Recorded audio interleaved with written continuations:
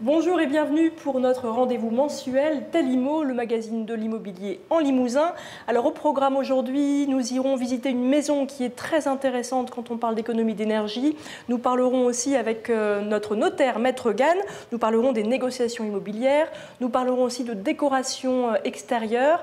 Mais on va commencer dans une première partie par parler dans un instant des tendances du marché, du marché immobilier bien sûr, avec vous François-Xavier Duny. Bonjour. Bonjour Vanessa. Mais tout d'abord, avec Nathalie Duny, bonjour. Nous allons parler de la météo Imonote et vous voulez commencer, je crois, par la météo des taux de crédit, Nathalie. Oui, bonjour Vanessa. Ouf, c'est le printemps. Les températures ont bien grimpé au mois de mars. Concernant la météo des emprunteurs, elle est aussi ensoleillée. Pourquoi? Parce que les taux de crédit, globalement, se sont stabilisés au mois de mars au niveau national. Donc c'est une bonne nouvelle. C'est une très bonne nouvelle. Alors si l'on regarde la carte concernant les taux de crédit sur 15 ans en région, on constate des écarts, mais des écarts qui sont plus modérés que le mois dernier. Globalement, les taux se sont stabilisés autour de 3% sur 15 ans, avec un minimum de 2,95% dans l'Ouest et 3,16% dans la région de Paris. Et la météo des prix immobiliers, Nathalie, Alors la météo, oui, des prix immobiliers, c'est le même scénario. La stabilité s'est imposée, que ce soit au niveau des maisons, des appartements et des terrains. Si l'on s'intéresse aux prix immobiliers des appartements dans le neuf, on va constater des écarts et même des prix qui font le grand écart. Par exemple, à Limoges, ville la moins chère, 1 334 € le mètre carré. À noter que Limoges, quand même, a enregistré une très forte progression des prix, avec près de 10% en un trimestre. Des prix des appartements, là on parle bien des appartements. Des appartements dans le neuf. Paris, toujours la ville la plus chère, 8 140 € le mètre carré, mais des prix légèrement orientés à la baisse. Ça, c'est toujours incroyable quand on compare le prix en Limousin et le prix à Paris. Ça laisse un peu pantois. Alors Lille, 2 886 € le mètre carré. Bordeaux, 2 840 € le mètre carré. Aujourd'hui, un appartement à Bordeaux coûte plus de 2 fois plus cher qu'un appartement à Limoges. Donc on est plutôt bien loti ici en Limousin. On est bien placé concernant les taux et concernant les prix. Alors justement, on enchaîne tout de suite avec les tendances du marché. François-Xavier, que prévoit la tendance déjà peut-être du côté des acheteurs de biens immobiliers? Les conditions sont très favorables, vous l'avez entendu, avec des taux qui restent autour de 3%, donc très bas, et des prix qui vont rester, qui sont en légère baisse et qui vont continuer à légèrement fléchir. C'est vraiment le moment d'acheter. C'est vraiment le moment pour les acheteurs de chercher, de faire des propositions. A priori, jusqu'à quand on a une idée? C'est dans les prochains mois? Ça va rester quand même stable? Bon, cette tendance est prévue pour les 2 prochains mois. Ça fait quand même quelques temps que ça dure et elle devrait se poursuivre. On pense que les prix resteront au moins stables, voire orientés à la baisse. Donc on entre dans une phase de printemps propice aux acheteurs. À l'achat. Voilà. Et du côté des vendeurs alors, François-Xavier? Alors du côté des vendeurs, je vais faire 2 cas de figure. Soit vous êtes vendeur et acheteur, ou soit vous êtes juste vendeur. Alors si vous êtes vendeur, effectivement, la météo est moins bonne qu'il y a quelques années, mais il faut dire qu'on sort de quelques années de grand ciel bleu. C'est clair que les prix ayant baissé, ce n'est pas forcément une bonne opération que de vendre maintenant, sauf à avoir besoin, à être pressé, et c'est aussi l'occasion, peut-être quand on est vendeur, de remettre son bien au bon prix, de voir son notaire pour refaire expertiser son bien, et si on le met à la vente, autant le mettre au bon prix. Ce n'est pas la peine de mettre un prix beaucoup plus cher qu'il ne vaut aujourd'hui. Exactement. Deuxième cas de figure, quand on est vendeur mais acheteur dans la foulée. Voilà, si vous êtes vendeur et acheteur, vous allez effectivement peut-être perdre un petit peu d'argent par rapport à l'acquisition que vous avez faite il y a quelques années sur votre bien que vous allez vendre. Mais à partir du moment où vous allez mieux acheter un bien, finalement, l'opération est certainement gagnante. Alors, pour résumer, en fait, il vaut mieux être acheteur, premièrement, peut-être après vendeur et acheteur, et puis après, voilà, juste vendeur, c'est vrai que c'est un peu plus compliqué pour les vendeurs. C'est plus compliqué aujourd'hui, mais quand on a vécu une telle euphorie sur les prix, on revient, à mon avis, à une réalité à des prix beaucoup plus raisonnables. Une juste raison. Exactement, juste raison. Et comme le disait Nathalie, comme on l'a évoqué, en Limousin en plus, sur Limoges, c'est bien, on est bien loti. Merci beaucoup à tous les deux. Je vous propose maintenant d'aller visiter une maison en images. C'est vrai qu'on aime bien parler d'économie d'énergie, c'est un enjeu important aujourd'hui quand on parle d'habitat et d'immobilier. Tout de suite donc une visite d'une maison qui est très intéressante quand on parle d'économie d'énergie.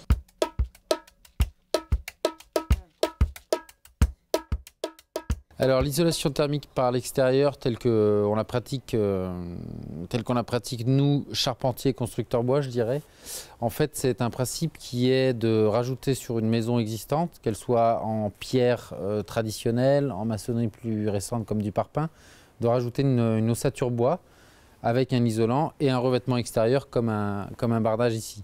Donc on a des montants d'ossature bois répartis de manière uniforme tous les 60 cm sur la façade. Et ensuite, entre ces montants d'ossature, on vient mettre des panneaux d'isolant rigide, ou semi-rigides plus précisément, en matériaux qui sont, dans notre cas, très souvent en fibre de bois. Par-dessus ces montants d'ossature bois et ces panneaux de fibre de bois, on met un film pare-pluie et on met ensuite un bardage. Donc ici, c'est un bardage en Douglas du Limousin, qui n'a subi absolument aucun traitement, comme on peut le voir.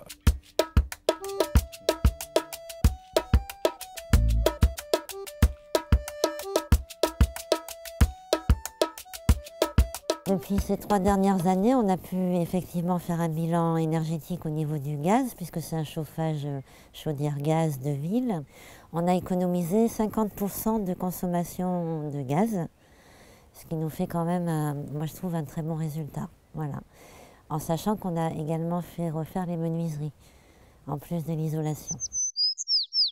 Alors cette maison en fait elle a été retenue au palmarès limousin de la construction bois, l'édition 2013, donc dans la catégorie rénovation thermique, donc pour plusieurs aspects, notamment pour l'usage de bois local.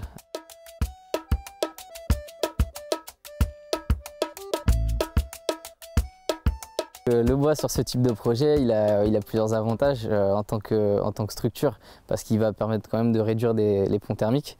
Et puis en tant qu'isolant, bien sûr, donc c'est un matériau, donc la fibre de bois par exemple, qui va permettre d'isoler, mais qui va avoir une empreinte environnementale voilà, très faible, et qui va pouvoir aussi permettre d'apporter une certaine perspirance à la construction existante.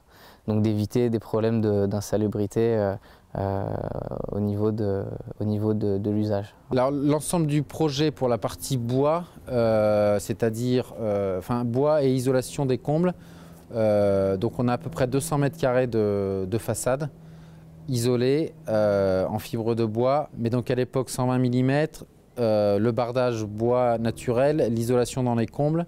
C'est un coût global du projet aux alentours de 27 000 €. Et aujourd'hui, c'est le genre de projet qui peut être subventionné en gros à hauteur de 50%. Et de retour sur le plateau, nous allons parler maintenant avec nos deux invités, bonjour à tous les deux, de décoration d'extérieur avec Thierry Brock, bonjour. Bonjour. Et avec Maître Gann, bonjour. Vous Bonjour. étiez déjà venu pour la précédente émission, vous êtes notre notaire et aujourd'hui vous allez parler de négociation immobilière. Quel est le rôle des notaires en termes de négociation immobilière? Pourquoi en fait rechercher un bien par l'intermédiaire d'un notaire? Tout simplement, on pense plus souvent à passer par une agence immobilière. Alors c'est vrai que le notaire est un conseil important dans le cas d'une acquisition. De votre première envie d'acheter un bien immobilier à votre remise du titre de propriété, le notaire est à même de vous suivre dans toutes les étapes. Alors on connaît surtout l'étape à la fin. C'est vrai que passer par un notaire, de toute façon, c'est obligatoire. N'importe quelle négociation immobilière doit avoir un notaire. Donc vous pouvez avoir un seul interlocuteur qui vous permet de vous suivre, donc de votre volonté d'acquérir, de vos choix, de vos visites, jusqu'à la signature de l'acte, ce qui pose aucun problème. Il est très important aussi de voir qu'il y a un rôle important de conseil. Le notaire est aussi là pour vous donner un conseil fiscal, un conseil patrimonial, un conseil juridique. Il est important de savoir si vous achetez dans le cas d'une famille recomposée, quelle va être l'issue. Si vous vendez, il est important de savoir si vous avez une plus-value à payer avant de s'engager à la vente. Et d'un point de vue patrimonial, pourquoi pas constituer une société civile immobilière pour acheter, tout simplement, c'est plus facile pour transmettre à ses enfants. Alors quels sont justement les différents services proposés par les études, Maître Gane? Alors, tout d'abord, il y a le service de négociation lui-même, c'est-à-dire qu'on prend le bien à la vente avec un mandat et on le fait visiter jusqu'à la transaction elle-même. C'est une activité qui est pour nous une activité annexe. En fait, le but pour nous est de faire tout ce qui est nécessaire à la rédaction du contrat de vente et la négociation en fait partie. Il y a aussi une chose qui est très importante, c'est la négociation elle-même, mais surtout l'expertise qui amène à cette négociation.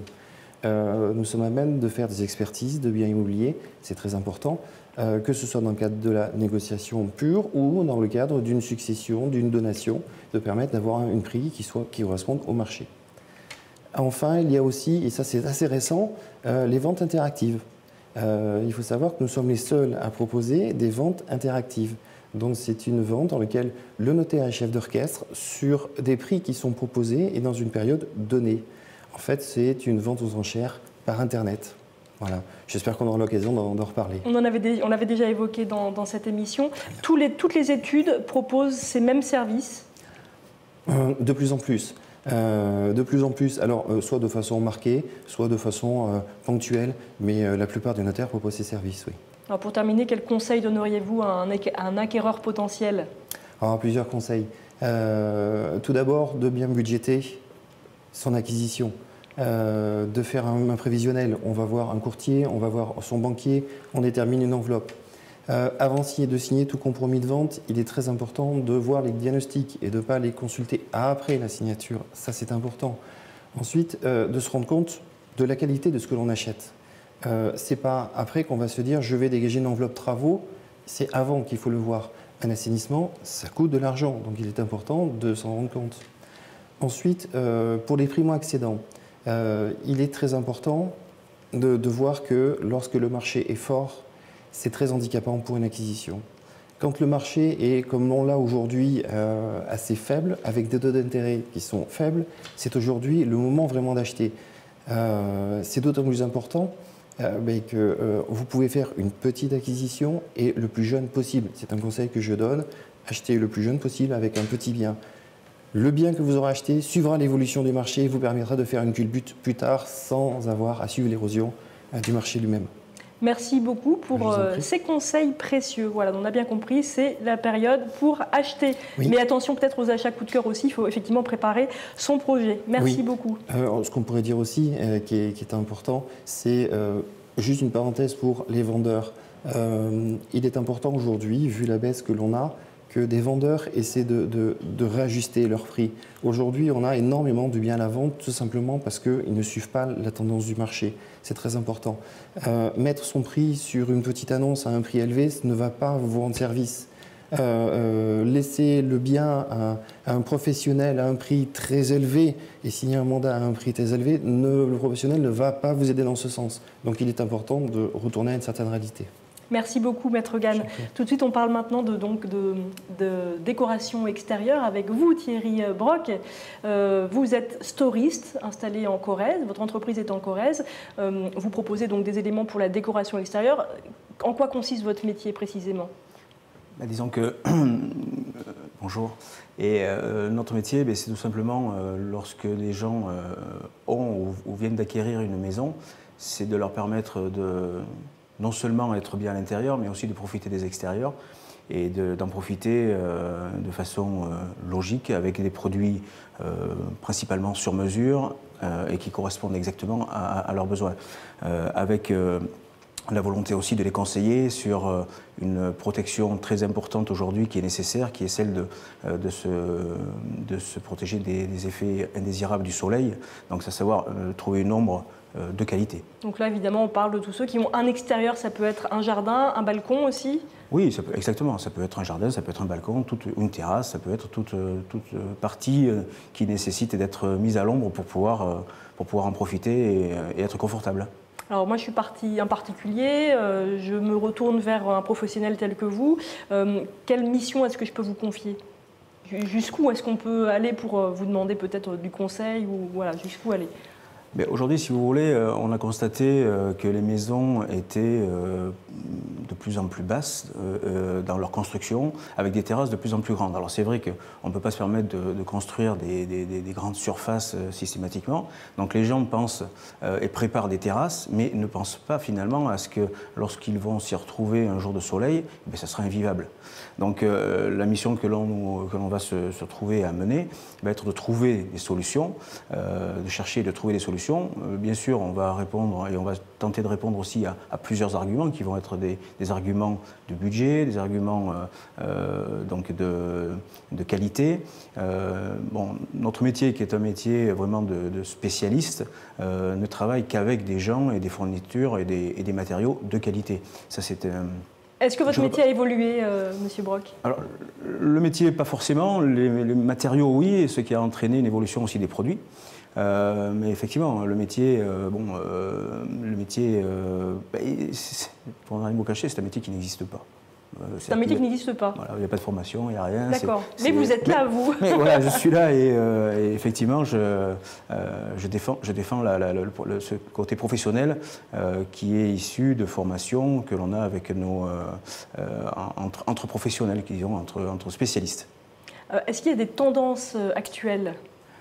Alors oui, il y a plusieurs tendances. Je commencerai par une qui est assez évidente, qui est une tendance de sécurité, qui là ne va pas d'ailleurs se limiter au store et à l'ombre extérieure, puisque dans notre métier, on est aussi à même de travailler les fermetures, à savoir les volets roulants, portes de garage et tout ça, où là on a une demande de sécurité évidente. Et tout ce qui est piscine, par exemple, protection autour des piscines, qui sont parfois obligatoires, alors dès lors qu'il y a un petit peu de public aussi. Oui, alors ça c'est une loi après. Hein. Là on répond à des lois avec des produits qui sont, normés et là il faut effectivement répondre à ça. Là, ceci étant, pour en revenir donc à la partie store, le côté sécuritaire donc, est demandé, le côté discrétion aussi est beaucoup demandé, à savoir qu'aujourd'hui on a des solutions pour rendre très discret votre investissement. Une image très classique, c'est de dire si vous avez aujourd'hui besoin ou envie plutôt d'une couleur sur votre terrasse, mais vous pouvez vous le permettre, et tout le temps de la non-utilisation de votre produit, vous ne le saurez pas parce qu'il va être caché dans un produit fermé que l'on appelle, nous, donc coffre. Hein, donc des produits en fait qui sont modulables finalement. Oui, non, mais qui sont surtout fermés dans le sens où, si vous voulez, une fois fermé, la structure cache la toile et donc permet de ne pas savoir quelle couleur vous avez choisi. Ensuite, l'autre tendance, et là j'en reviens à ce que je vous disais tout à l'heure, les maisons sont de plus en plus basses avec des terrasses de plus en plus grandes. L'autre tendance, c'est un produit très spécifique qui est la pergola, où là on peut se permettre donc, de couvrir de grandes surfaces sans faire attention, sans avoir à faire attention à notamment l'inclinaison du produit, puisqu'on n'a pas notamment l'eau à gérer, puisque ça se fait naturellement par l'architecture du produit. Et là, on va répondre en plus à d'autres éléments qui vont être notamment le fait d'utiliser la terrasse beaucoup plus longtemps dans l'année. Même en Limousin, parce que là j'ai l'impression que vous parlez beaucoup de produits effectivement pour cacher du soleil. Première question, c'est est-ce qu'il y a tant de soleil que ça en Limousin pour devoir absolument avoir tous ces éléments de décoration et de protection aussi? Si on s'en réfère à 2013 et au printemps que l'on a eu, effectivement, il n'y a pas eu beaucoup de soleil. Mais dans une saison normale, qu'il y ait ou qu'il n'y ait pas de soleil, le problème, c'est quand il est là, il n'est pas agréable d'être exposé. Donc le but, c'est quand même de s'en protéger. Maintenant, pour en revenir à ce produit pergola, on a donc un argument supplémentaire qui est un produit qui tient au vent, qui tient donc aux intempéries et qui permet notamment d'utiliser votre terrasse pratiquement, je dirais, au moins 8 mois dans l'année, au contraire d'un store qui va être limité à l'été, grâce à des systèmes intégrés qui sont des lumières, qui sont les stores verticaux. Et à l'arrivée, vous n'avez pas une véranda parce qu'on n'est pas sur un produit fermé, mais on est sur un produit vraiment qui vous permet d'avoir quasiment une terrasse une terrasse couverte, on va dire, voilà. Et dont on peut profiter toute l'année. Merci beaucoup pour ces conseils, ces informations. N'hésitez pas à aller sur le site imonote.com pour avoir aussi plein d'infos en termes d'immobilier, notamment les tendances du marché, etc., de tout ce qui se passe donc en termes d'immobilier en Limousin. Vous pouvez aussi voir et revoir cette émission, bien sûr, sur telim.tv. Allez, salut, ciao.